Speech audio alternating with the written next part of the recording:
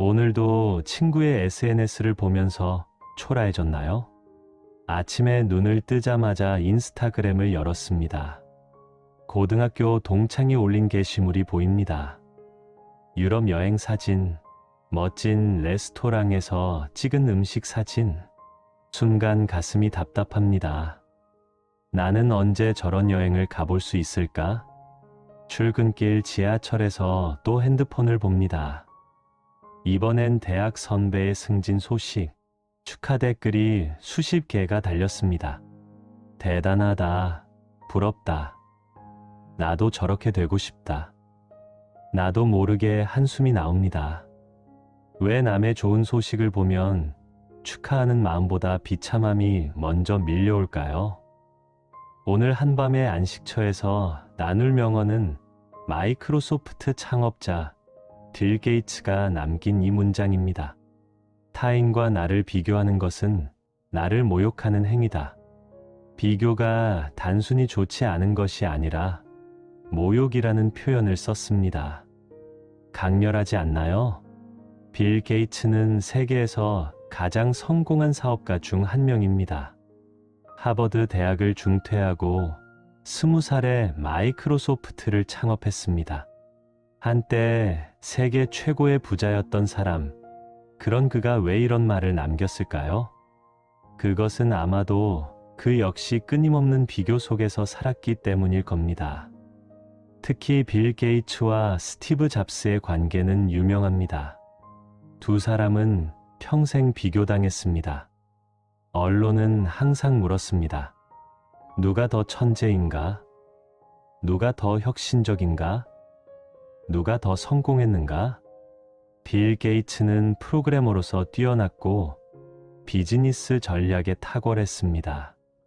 하지만 사람들은 말했습니다. 스티브 잡스만큼 창의적이지는 않아. 스티브 잡스는 디자인과 사용자 경험에서 혁명을 일으켰습니다. 하지만 사람들은 말했습니다. 빌 게이츠만큼 부자는 아니야. 둘 다 엄청난 성공을 거뒀지만 끊임없이 서로와 비교당했습니다. 나중에 스티브 잡스가 병으로 세상을 떠나기 직전 빌 게이츠는 그를 자주 찾아갔다고 합니다. 두 사람은 오랜 시간 이야기를 나눴습니다. 빌 게이츠는 나중에 이렇게 말했습니다. 우리는 서로 다른 길을 걸었을 뿐이다. 비교될 필요가 없었다. 성공한 사람조차 비교의 굴레에서 자유롭지 못합니다. 하물며 우리는 어떨까요? 우리는 비교의 시대를 살고 있습니다. 아침에 눈을 뜨면 SNS를 확인합니다. 인스타그램, 페이스북, 스레드, 수백 명의 지인들이 자신의 가장 좋은 순간을 공유합니다. 문제는 우리가 그것을 그들의 일상이라고 착각한다는 것입니다. 친구가 하와이 여행 사진을 올렸습니다. 해변에서 칵테일을 마시는 모습, 완벽한 석양. 하지만 우리는 모릅니다. 그 친구가 그 여행을 위해 1년 동안 얼마나 야근했는지, 그 사진을 찍기 위해 몇 번이나 포즈를 바꿨는지, 사진 밖에서 무슨 일이 있었는지. SNS는 하이라이트 릴입니다. 누구나 가장 좋은 순간만 보여줍니다. 하지만 우리는 그것을 전부라고 생각합니다. 그리고 나의 평범한 일상과 비교합니다. 당연히 초라해집니다. 혹시 이런 경험 있으신가요? 동창회에 갔습니다. 친구들이 근황을 나눕니다. 나는 요즘 이 회사 다녀. 나는 결혼 준비 중이야. 나는 최근에 집 샀어. 모두가 뭔가 이뤄낸 것처럼 보입니다. 그런데 나는 특별히 내세울 게 없습니다. 그냥 평범하게 회사 다니고 평범하게 살고 있습니다. 순간 입이 마릅니다. 뭔가 대단한 말을 해야 할 것 같습니다. 나는 요즘 이런 프로젝트 하고 있어 라고 과장해서 말하게 됩니다. 사실은 그냥 평범한 업무인데 왜 우리는 자꾸 자신을 포장하게 될까요? 그것은 비교 때문입니다. 상대적으로 뒤처져 보이고 싶지 않은 마음, 인정받고 싶은 욕구. 그런데 집에 돌아오면 허무합니다. 나는 왜 솔직하지 못했을까? 자책하게 됩니다. 빌 게이츠는 왜 비교를 모욕이라고 표현했을까요? 모욕이란 무엇인가요? 그것은 누군가의 존엄성을 짓밟는 행위입니다. 그 사람의 가치를 인정하지 않는 것입니다. 타인과 나를 비교할 때 우리는 나 자신의 고유한 가치를 부정합니다. 너는 저 사람만큼 못해. 너는 아직 부족해. 너는 가치가 없어 라고 스스로에게 말하는 것입니다. 그것이 바로 자기 모욕입니다. 여기 두 개의 꽃이 있습니다. 장미와 해바라기. 장미는 빨갛고 향기롭습니다. 해바라기는 크고 노랗습니다. 해바라기는 왜 장미처럼 향기롭지 못해? 라고 말한다면 그것은 해바라기의 가치를 모욕하는 것입니다. 해바라기는 해바라기대로 아름답고 가치 있습니다. 우리도 마찬가지입니다. 나는 나대로의 속도가 있고, 나대로의 길이 있고, 나대로의 아름다움이 있습니다. 그런데 자꾸 남과 비교하면서 나의 고유한 가치를 부정합니다. 30대 초반 직장인 지혜 씨의 이야기입니다. 지혜 씨는 중견기업 마케팅팀에서 일하고 있었습니다. 일은 괜찮았습니다. 월급도 나쁘지 않았습니다. 하지만 행복하지 않았습니다. 이유는 대학 동기들 때문이었습니다. 같은 학과를 나온 친구들이 있었습니다. 민지는 대기업에 들어갔습니다. 수진이는 유명 스타트업에서 일하며 최근 해외 출장을 다녀왔습니다. 은영이는 공무원이 되어 안정적인 삶을 살고 있습니다. SNS를 볼 때마다 친구들의 소식이 보였습니다. 민지의 회사 로고가 치킨 명함 사진, 수진이의 실리콘밸리 출장 사진, 은영이의 드디어 내 집 마련 게시물. 지혜 씨는 자꾸 자신이 뒤처진 것 같았습니다. 나는 왜 대기업에 못 갔을까? 나는 왜 멋진 프로젝트를 못할까? 나는 언제 집을 살 수 있을까? 밤마다 잠이 오지 않았습니다. 내가 하는 일이 의미 없게 느껴졌습니다. 월급을 받아도 기쁘지 않았습니다. 친구들은 나보다 더 받을 텐데 라는 생각뿐이었습니다. 어느 날 지혜 씨는 번아웃이 왔습니다. 출근하기가 너무 싫었습니다. 우울했습니다. 상담을 받으러 갔습니다. 상담사가 물었습니다. 당신은 지금 하는 일이 싫으신가요? 지혜 씨는 잠시 생각했습니다. 사실 일 자체는 싫지 않았습니다. 마케팅 기획하는 것도 재미있었고 팀원들도 좋았습니다. 그럼 뭐가 문제인가요? 지혜 씨는 깨달았습니다. 제가 계속 친구들과 저를 비교했어요. 제 일이 싫은 게 아니라 친구들보다 못한 것 같아서 괴로웠어요. 그날 이후 지혜 씨는 SNS를 한 달간 끊었습니다. 친구들 소식을 보지 않기로 했습니다. 대신 자신의 하루에 집중했습니다. 놀라운 일이 일어났습니다.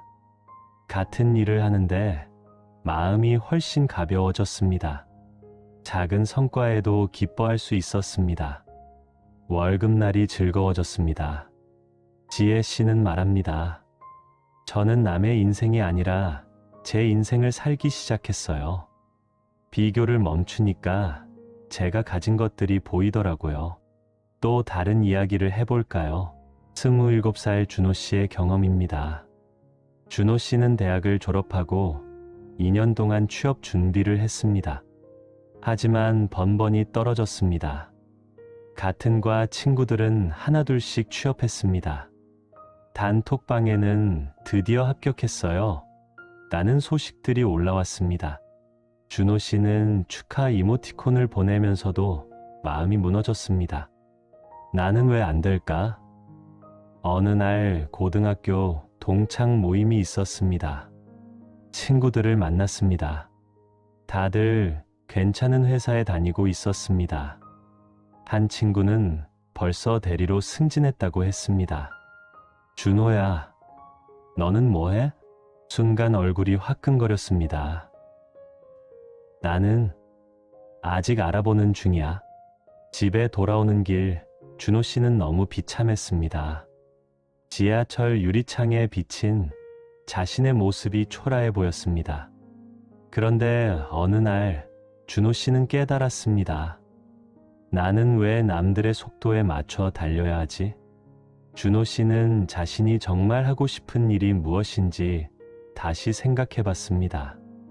사실 대기업에 가고 싶었던 건 자신의 욕망이 아니라 남들에게 인정받고 싶어서였습니다.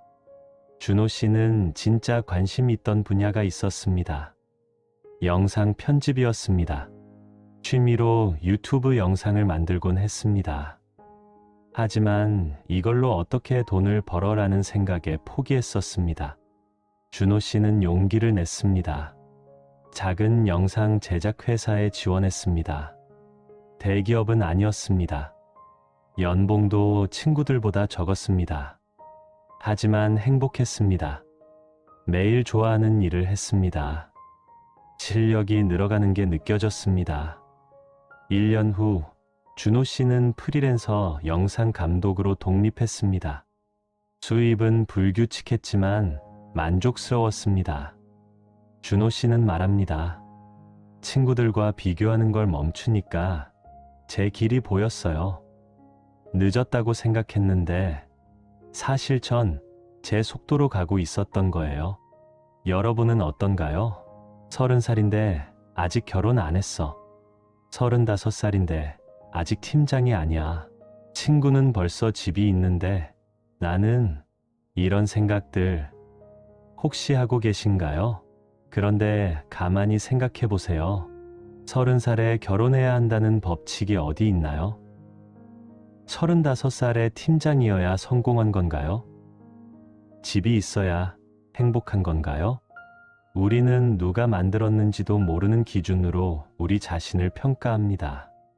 그리고 그 기준에 못 미치면 스스로를 실패자라고 낙인 찍습니다. 하지만 인생에는 정답이 없습니다. 각자의 타이밍이 있고 각자의 길이 있습니다. 비교는 태생적으로 불공정합니다. 우리는 남의 결과만 보고 나의 과정과 비교합니다.